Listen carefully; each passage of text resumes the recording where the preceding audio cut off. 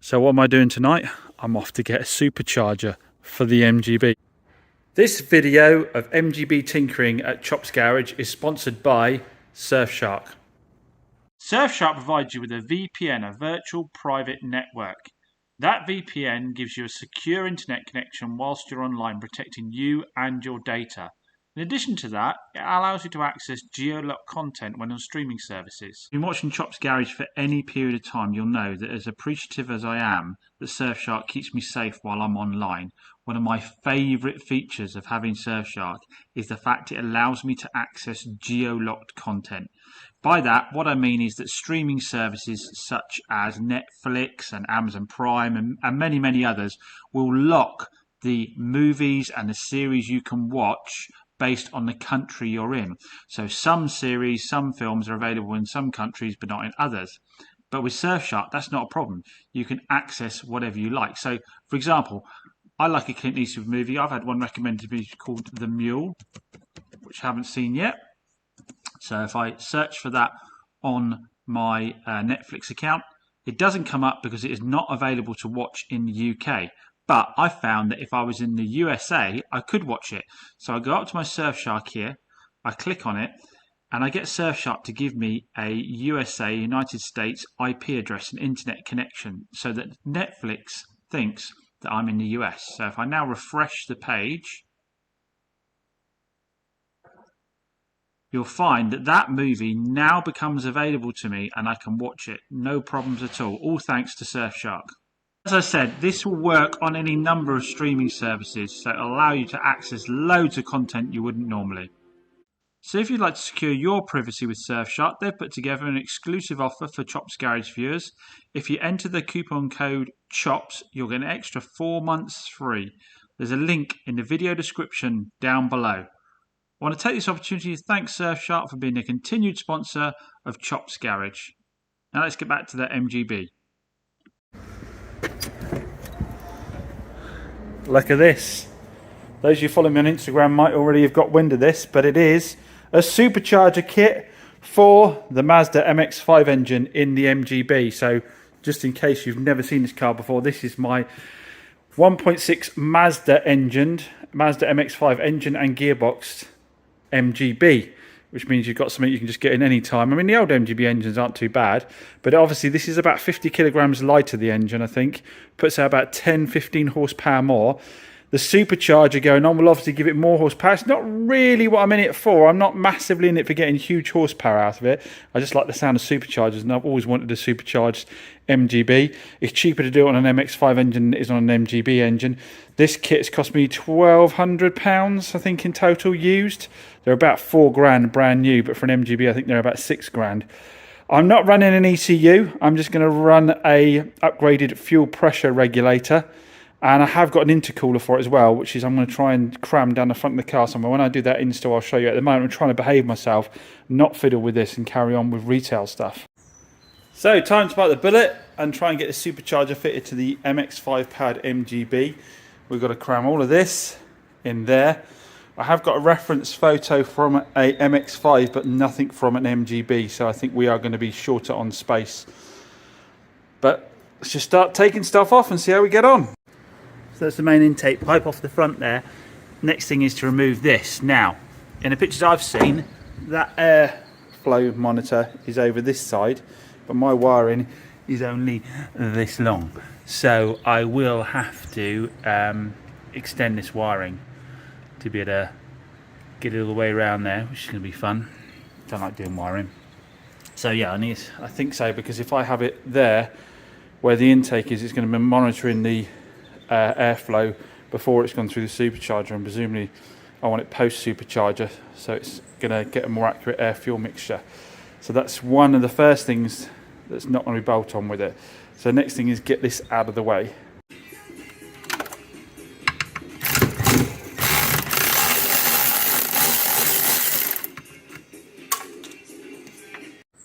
So having got the bracket in place now, it actually seems that the hose will just fit down the inside edge there of the bracket. I've now taken off the bracket that was holding it down to the frame there. I want to replace all of that pipe, to be honest. It doesn't look that good, but yeah, it will actually fit with the bracket there. I just need to make sure it doesn't rub against it there, but that is actually metal pipe here, not rubber. So it's just metal on metal, not rubber. So actually, to be fair, apart from maybe a bit of vibrating noise, it should be all right. So that's loosely in place. Next thing I need to do is take off this engine mount, because I believe that the bracket fits into the 2 engine mount bolt here, here and here. So that will whip that off.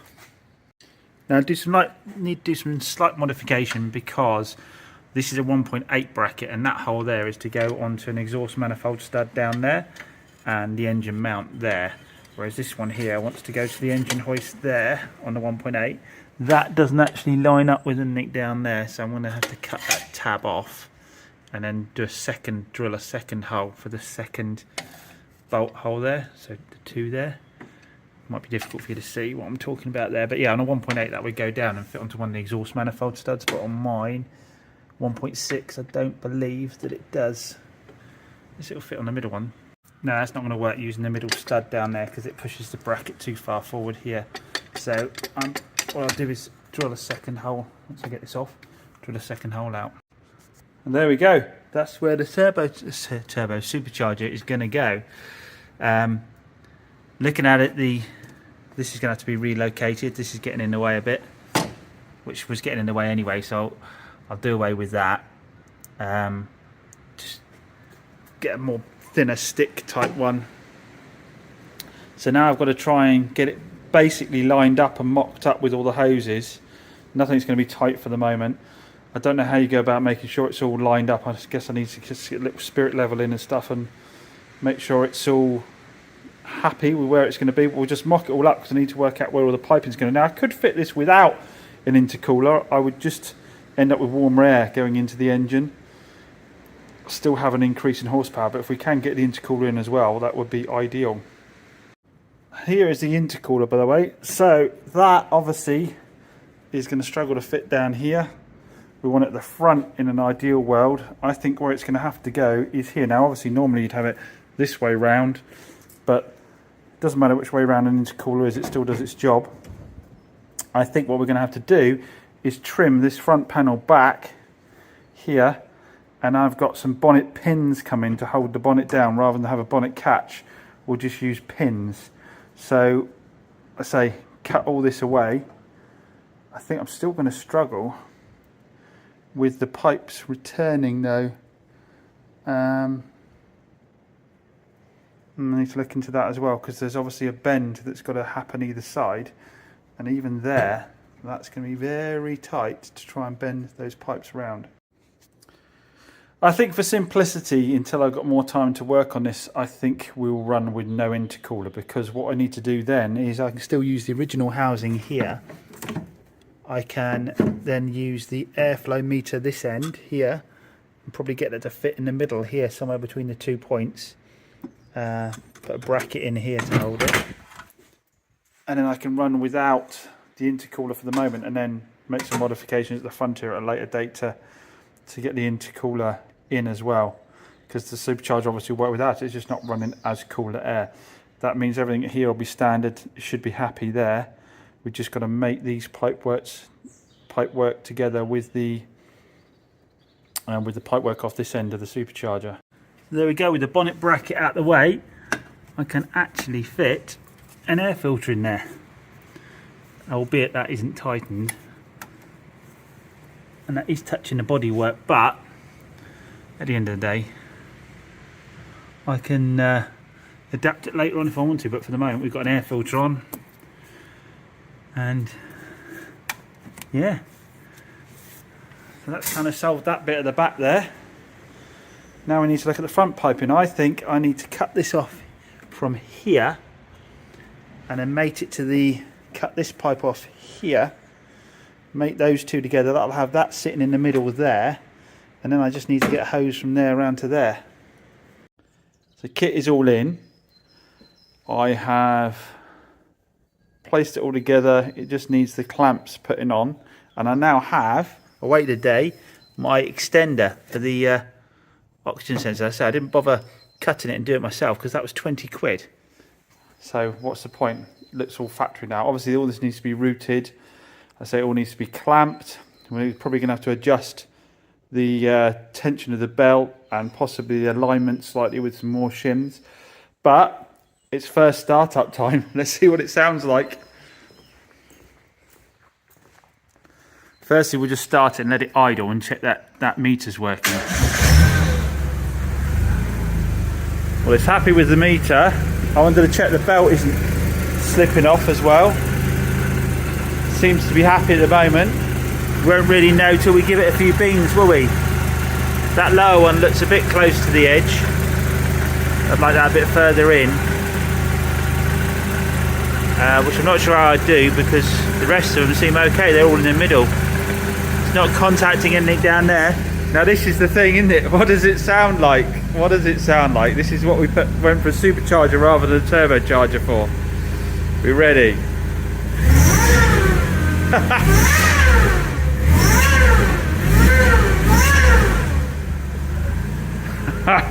That's the noise we wanted, and the belt hasn't skipped off. Got a bit of smoke there. I think that's from where I used some WD-40 to get a bolt out. So, and because I couldn't put the heat shield back on, it won't fit underneath, but they don't run with the heat shields on from what I've seen. I might create my own one to try and divert a bit of heat away from the bottom of the supercharger.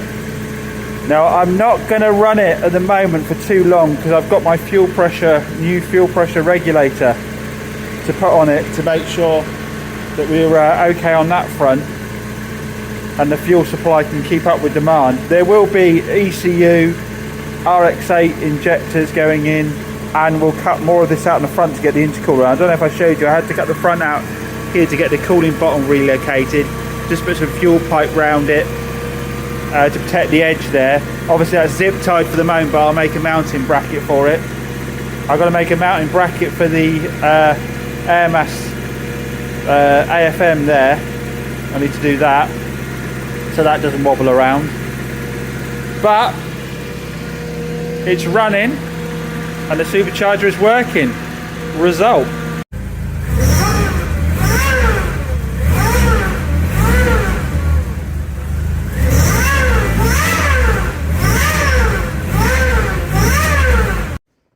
You see things aren't looking as they were in the MX5 supercharged engine bay because the supercharger was running fine, as you could see, with the standard fueling, but people told me I needed to get a fuel regulator to make sure that I had a decent amount of fuel pressure for the supercharger. So I bought this one. This one was listed for the MX5 engine, the 1.6 I've got, so it is the correct one. I've seen lots of other people use it before. I initially fitted it, excuse me, getting something out of the way. I initially fitted it with the little blanker at the return end. So this is the fuel in at this end of the fuel rail, that is the fuel out. Standard, it's got a little fuel regulator there. Because you're putting a fuel regulator in here, then I believe you just put a blanker in because you don't need a regulator at that end. So initially I put that on. I put the fuel regulator in down here with, I made a little bracket to fit onto the throttle cable bracket there, which I must bolt that back in again. And yeah, I put it in and it didn't really want to run very well at all. So I swapped out and put that regulator back on the end of the fuel rail there, and it ran better, but it was still just running for a little while and then cutting. No, sorry, initially it was running for a little while and then cutting out with the fuel regulator on it. So I put that back on the end again, and then it's running with an uneven idle. So I thought I've got to start working backwards and work out why, because obviously when I first put the supercharger on, and I didn't play around with that at all, it was running absolutely nicely. So what I've done is put back all standard. I started to question whether there were air leaks, that kind of thing, so I've gone along and tightened it all up. So then what I've got is I'm now back to standard again in a temporary setup where I've just got the AFM for the airflow straight in, back in again with the supercharger not connected, and back to the standard fuel rail, taking that fuel pressure out, still running badly. So I've eliminated all the things I actually did to it, so it's still running badly. So either the AFM has died for some unknown reason. I do need to pull the spark plugs and check how bad the spark plugs are. Maybe they got, when I was playing around with the fueling, they got absolutely coked up. Could be something like that, but I don't quite understand why. Like I say, initially put the supercharger on, No fueling change at all, ran absolutely fine. It's only since I've done that it's running badly, so that might make sense that the fuel plugs have got really badly fouled. So that's the next thing, pull those and check those over. But I think there's a temptation here to get overly complicated and start to really confuse matters. You've got to work your way back and think about what you've changed and not assume that lots of other new interesting stuff has happened. So at the moment, my money is on an air leak or on a spark plug. So I think I've eliminated air leak by making sure all these are tight and there's no gaps in them at all, and going back to the standard AFM. The other thing I eliminated as well was the AFM wiring. I got an extension loom, didn't I? And I thought perhaps the extension loom had died. So I am back on the original AFM wiring there as well. So I've eliminated all the new elements and it's still running rough. So really all that's left is the spark plugs. I've just got to double check I haven't pinched a fuel line, putting it all back together again. But that's the danger of playing with it, I guess, isn't it? So after fighting it for a couple of hours, I've got the oxygen sensor out, which was absolutely black. So I've given that a good clean up. Sorry, I'm not even showing you, am I? That was black. I just gave it a good clean with some carb cleaner. Yeah, it was a real fight to get out. I did round off one side there, but the rest seemed to be fairly okay. It was the I did use a proper tool for it as well, but it took a lot of heating and a lot of work to get that one out. So we'll pop it back in again. What my hopes are now is, now that the AMF can get a correct reading of the fuel mixture, everything's back to standard, that we should have the engine running as it was before, and then be able to put the supercharger back on again and run it with standard fuel and see how it goes. If this doesn't work, then I think the AMF might be dead, and I have got a replacement one. So let's pop this back in first to see how we get on. Well, that didn't work, but the new air mass or AFM did work. So did I somehow kill the old AMF when I put the aftermarket fuel pressure regulator on? I'm not sure, but we're back up and running. It's back to running happily with the standard fueling and the supercharger on there. There's a lot of smoke from where I doused the oxygen sensor in WD-40. It's gone down onto the wrap. It's got a heat shield wrap around it down the bottom there. It's soaked all up, so it's going to take a while for that to burn off. We've got no smoke. We had a bit of smoke at the beginning coming out the back, but I think that was the build up of fuel, which you can see on the back of the car here from when it was over fueling before. So that's cleared up now. So all this is doing, I'm going to let it get up to temperature, try and burn as much of that off as I can so I don't get hailed down when I'm driving, and we'll take it for a spin. So short test run, I didn't record it, I couldn't set the camera up, but I wanted a little test run already.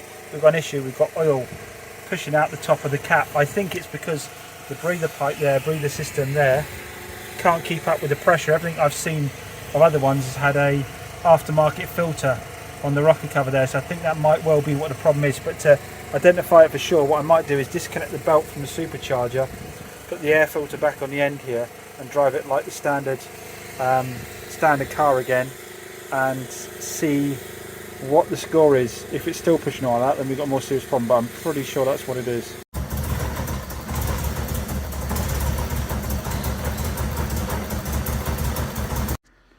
So putting everything back to standard, and it's still not working as before. I think I've killed another AFM, an airflow meter, and I think I've worked out how. So I went back and looked at the pictures again, and on the 1.6 the airflow meter is supposed to be before the supercharger, not after it.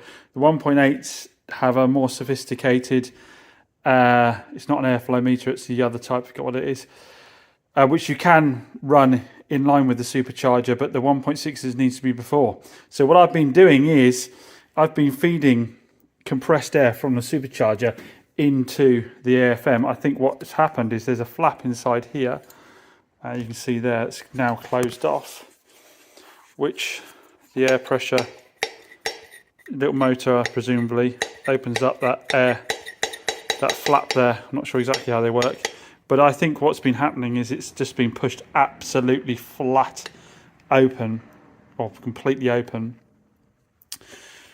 giving the highest reading possible for air fuel mixture, and then it's just been dumping fuel through the engine, and eventually it's killed the AFM, yeah, it's killed the AFM. So what will happen is if I put it before the supercharger, it'll just be using, it'll just be drawing in normal amounts of air. It won't get overwhelmed, and it won't want to throw stupid amounts of fuel into the engine.